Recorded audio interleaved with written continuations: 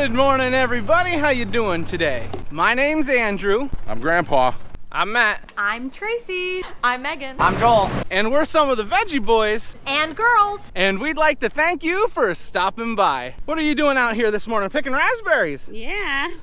Having a problem though. All the rain is making them moldy. Let me tell you, that rain causing problems. Welcome back, everybody. We're getting our morning started off by working out here in the garden. The girls had let us know that back at the farm market, people have been picking up a lot of red beets, which that's good because as you can see there's a lot of red beets here.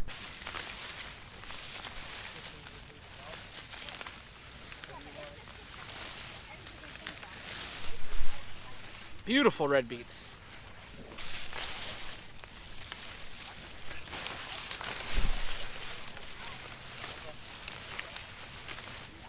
Now, fortunately for us, it's been raining enough, but you have to be careful when it's dry because as you pull these red beets out of the ground, you could rip the tops off. And these red beets are very difficult to get out of the ground when the tops are ripped off. We got these 2 rows over here pulled, and now I'm gonna head over to the other side of the red beets and pull over there. The boys are gonna go through and top these. The most popular size for our red beets are the medium-sized beets. Very, very popular. People love these for canning. Now, a lot of people like to know what varieties we plant, and when it comes to red beets, we plant something called Detroit Supremes. Now, we used to plant Detroit Reds, but the Detroit Reds would just get so large so quickly. So the Detroit Supremes, they stay at a nicer size for longer, making it easier for us to harvest them. While I was picking, the boys are taking these beets and they're sizing them together, and then they're taking the tops off and putting them in the baskets. So mostly, like I mentioned earlier, we mostly need mediums, but we can use some smalls and even some large ones. So while we were picking the red beets, Uncle Albert was taking care of the sunflowers. These were the sunflowers that I wasn't able to pick and sell. The seeds got pretty large in them. So we're gonna take them back to the farm market and see if anybody wants them. All right. This wagon's got some beet. Out of all the things that you harvest that stains your hands, red beans aren't too bad. Tomatoes are the worst. Oh, that looks good. Because of the rain, these red beets are pretty dirty, so we're gonna have to wash them. Sometimes we can just spray off the tops, but this time we're gonna have to do a deep clean. We're back at the tomato field now. We need 30 half bushel of plum tomatoes and 30 half bushel of round tomatoes. The information has gotten out that we have plum tomatoes, we've got round tomatoes for canning. They all look really nice. So a lot of people have been coming to the farm market. Now today is Friday, tomorrow is gonna be Saturday, so we're gonna need a lot of stuff. We're expecting to have a crazy busy weekend. We were a little concerned last time we were out here because of all the rain we had about the splitting tomatoes, but we came back to the side that we started picking on. So we came through one time already and picked all the ripe ones off, and now we're coming through a second time. And fortunately, it seems like these tomatoes, they weren't ripe enough to the point where they would split, so we're actually finding quite a few, which is very good because if we had our whole first planting of tomatoes go to waste, that would be very, very bad. We are worried and concerned because there is another hurricane coming. Not that we get wind, but we'll get a lot of rain, and that won't be good for the tomatoes. Watching the news, we've heard all day rain Thursday and Friday next week, which that will really not be good for us.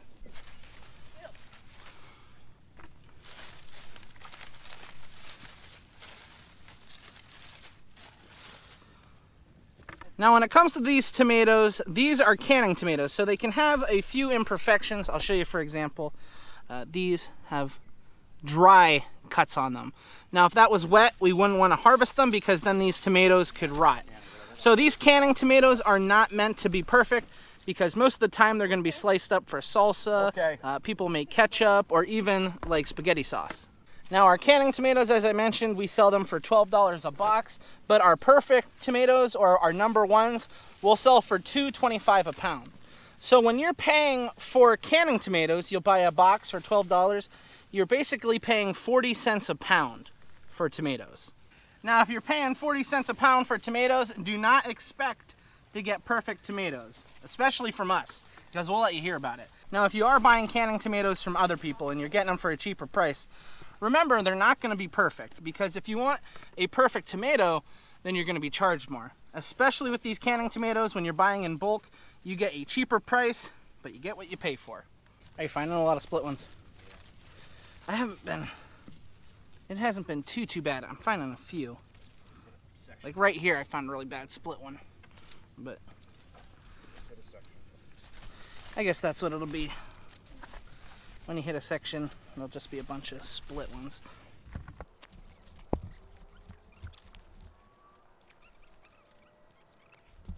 Now, when I mentioned earlier, a lot of these tomatoes we sell for canning tomatoes, so they're only $12 a half bushel. But it's not like we're picking bad tomatoes for that. We raise a lot of these tomatoes because of the canning tomatoes. So if we're raising for canning tomatoes, that means mostly good ones go into these baskets. But because they're canning tomatoes, if there is an imperfection, we don't really worry about it because it's going to get chopped up. We're moving right along. We've gotten quite a few tomatoes so far. We only got a few baskets left, and then we'll be done with plum tomatoes.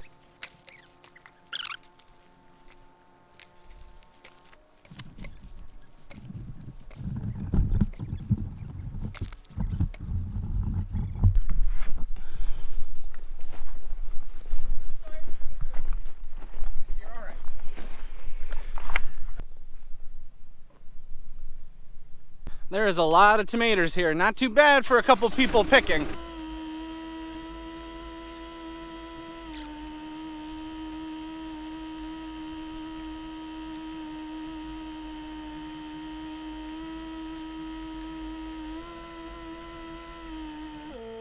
Now, the boys already loaded some up on the truck, but we got a nice wagon of tomatoes here.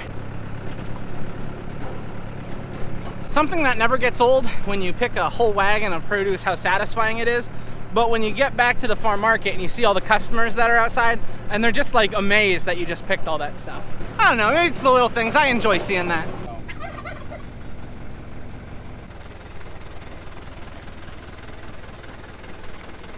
And for lunch today, it looks like we're having BLTs and some cantaloupe. Looks good.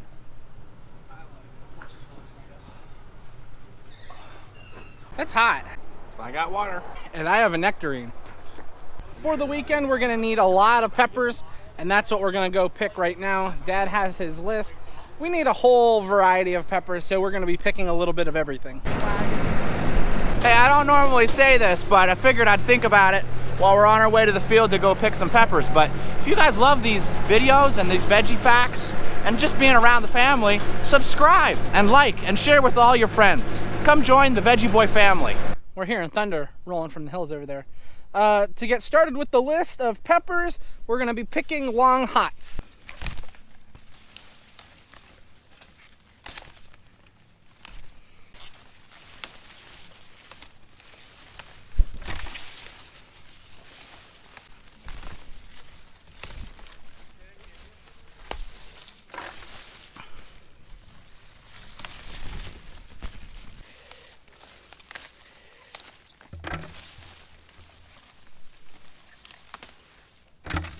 Compared to this morning, it is actually very, very cool out here. Some clouds have rolled in, so it's not so sunny, and we've got some air moving in because of those storms. It's pretty nice.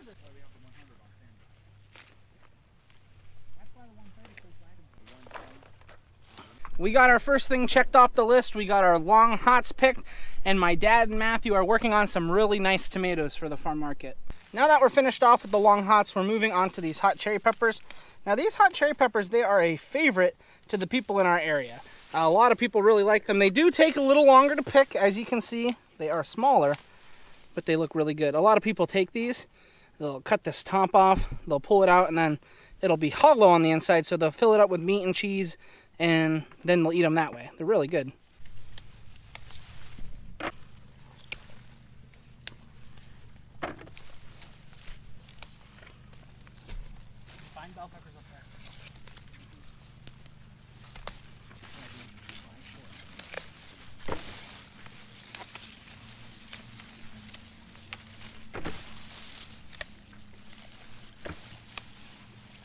A question we've gotten a few times is, how do these peppers not burn our hands? Because these are hot cherry peppers and we're always picking hot peppers.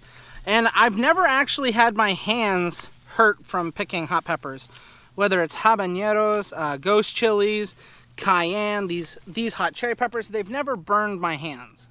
I'd like to think my hands are just tough, you know, like I'm a tough guy, but honestly, my hands have never really bothered me. But as a matter of fact, my whole life picking peppers, I've never had a problem where my hands started to burn. Now you will notice I always wear a hat, and that's because you never want to wipe your sweat away while you've been picking these peppers. You can see from the water here, we're getting too much rain. It can in fact split these peppers. Here are a few other. The rain will actually cause these peppers to split as well. And you can rub your fingers across this, and now if I was to touch my face, it'd probably make my face hurt. The skin on my face is more sensitive than the skin on my hands, so it probably would start to hurt, it would start to burn. That's why I always wear a hat, to wipe the sweat out of my face. You never want to touch a sensitive area on your body after you've been picking hot peppers.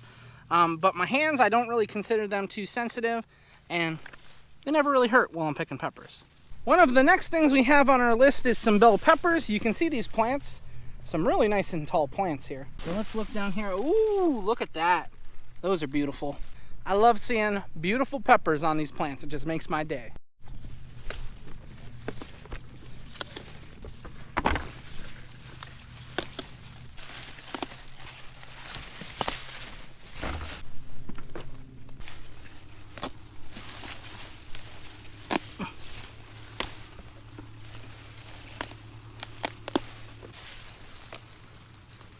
Here's a big one.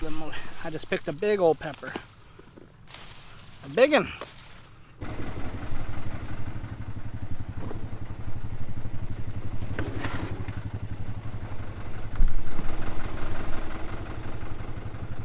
I'm gonna go pick a bushel of hot wax and a bushel of sweet banana. I'm picking hot cherry. These jalapeno plants are having a problem. I wonder why. They are absolutely loaded. That was off of one plant. That is some productive jalapenos.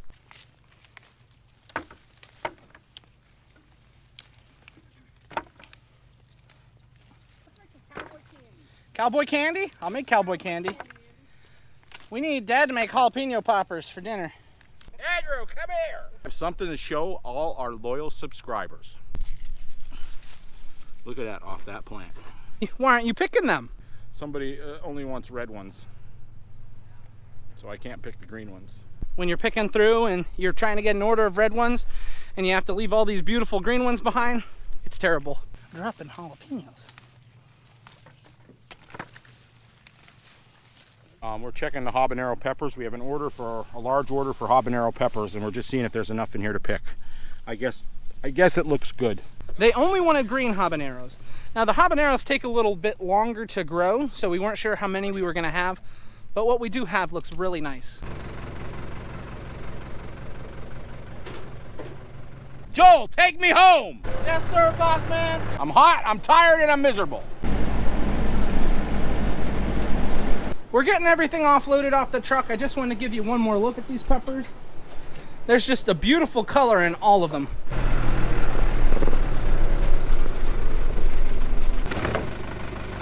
We got all the peppers unloaded and into the cooler, and then we took a little break because it's been so hot. We had some water.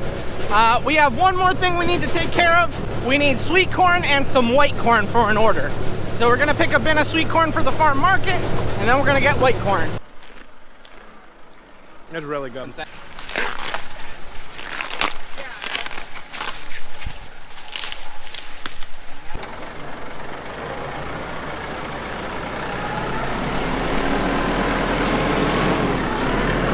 We got our yellow and white sweet corn harvested. Now we're gonna go over to the regular white, because we need some of that for an order.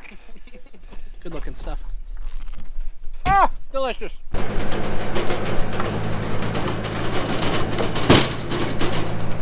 We are on our way to go pick some white corn. We'll see you guys there in a moment. I should have started counting sooner.